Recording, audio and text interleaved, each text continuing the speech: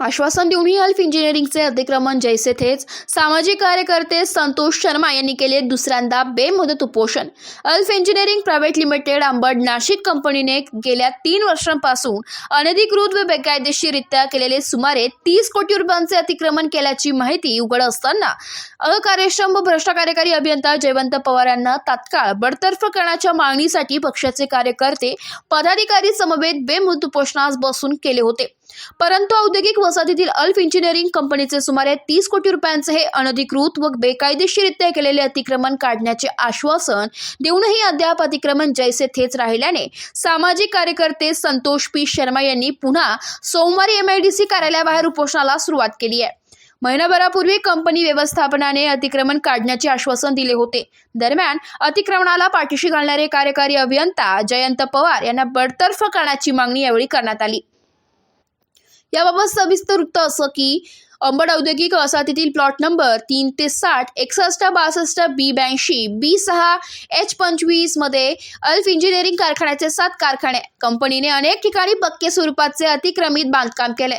या विरोधात शर्मा यांनी अनेकदा पत्रव्यवहार केला आहे, मात्र त्या पत्राला MIDC विभागाने केराची टोपली दाखवली आहे। वारंवार पत्रव्यवहार करूनही दाद मिळत नसल्याने महिनाभरापूर्वी शर्मा यांनी उपोषणाचे हत्यार उपसले होते। दरम्यान शर्मा यांच्या आंदोलनाची दखल घेत MIDC विभागाने कंपनी विरोधात कार्यवाही करण्यास सुरुवात केली असता कंपनीने स्वतःहून अतिक्रमण काढत असल्याचं MIDCला कळवले होते। त्यामुळे शर्मा यांनी त्यांचे उपोषण स्थगित केले होते। मात्र या परिस्थितीला महिना उलटूनही अद्याप अल्फ इंजिनिअरिंगचे अतिक्रमण न काढल्याने शर्मा यांनी पुन्हा बेमुदत उपोषणाचे हत्यार उपसले।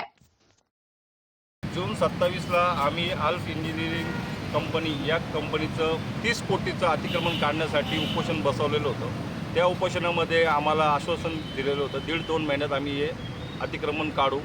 महानगरपालिकेचे 1,40,00,000 रुपये टॅक्स हा या कंपनीने भरलेला नाही आहे, त्याचीसुद्धा चौकशी चालू आहे। यांच्या चौकशा कधी संपतील आणि कधी अतिक्रमण काढतील आणि कधी ही कर विभागाने कर वसूल करण्यात येईल ही आमची या मागणीसाठी आज आम्ही इथं उपोषणाला बसलो। आता कितवा दिवस आहे आपला उपोषणचा? आता दुसरा दिवस आहे। मागं आम्ही 6 दिवस बसलेलो होतो।